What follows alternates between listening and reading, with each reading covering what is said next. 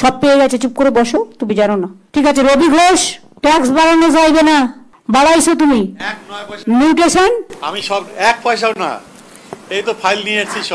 কেন বলছে মিথ্যা কথা বলছে, বারবার মিথ্যা কথা বলে। আমি ডিএম কে বলছি, ডিএম এটাকে ক্রস চেক করে আমায় জানাবে। সাহেবের সাথে কালকে সব কাগজপত্র জমা দিয়েছি। আচ্ছা ঠিক আছে, তুমি বলেছো, আমি তোমাকে বিশ্বাস করছি, আমি ক্রস চেক করব। তোমার শরীর ঠিক আছে তো? হ্যাঁ হ্যাঁ, সুন্দর আছে। সুন্দর আছে? হ্যাঁ। শীতল মাছ খাও? মাছ টাছ খাই না, এখন নিরামিষ। সে কি এখন নিরামিষ হয়ে গেছে? আমি শুধু দুটো কথা বলবো। হ্যাঁ বলো। আপনি তো হেরিটেজ করে দিয়েছেন কোচবিহার শহরকে, কিন্তু ডিএম সাহেবের সাথে কালকেও কথা হয়েছে, এর আগেও প্রত্যেকটা মিটিংয়ে কথা হয়।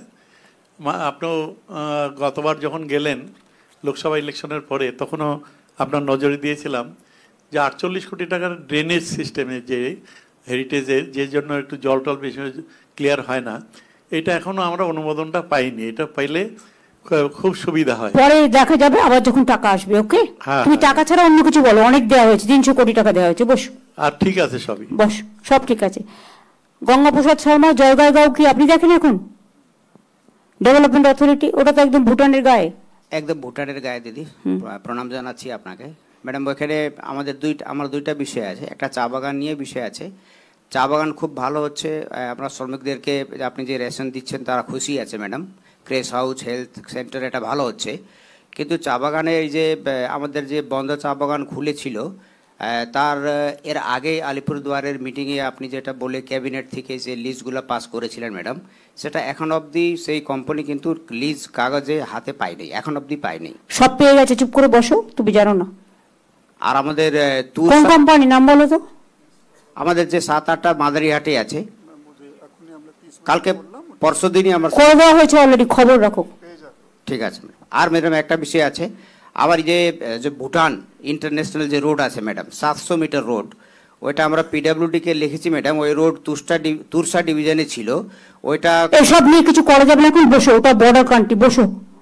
এগুলো বলতে চেও না, সবকিছু করো না। ঠিক আছে, হাতে সবকিছু নাই। এই হাসিমারা তোমার কোনো প্রবলেম আছে? হাসিমারা অঞ্চলটা ভালো করে নজর দিয়ে দেখে রেখো। আর্মিতে যদি কখনো কিছু প্রয়োজন হয় তোমরা ওদের সাথে থেকো। খবর স্বরূপ তো অনেক পেয়েছে, আর কিছু না, আর উঠবেই না।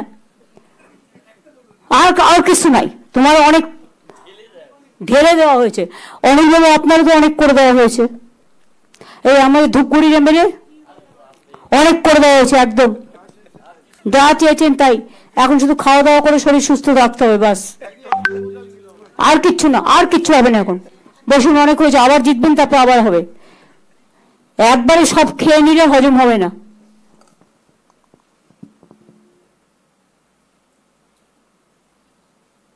বিপ্লব মিত্রের কিছু বলা আছে দক্ষিণ দিনাজপুর থেকে?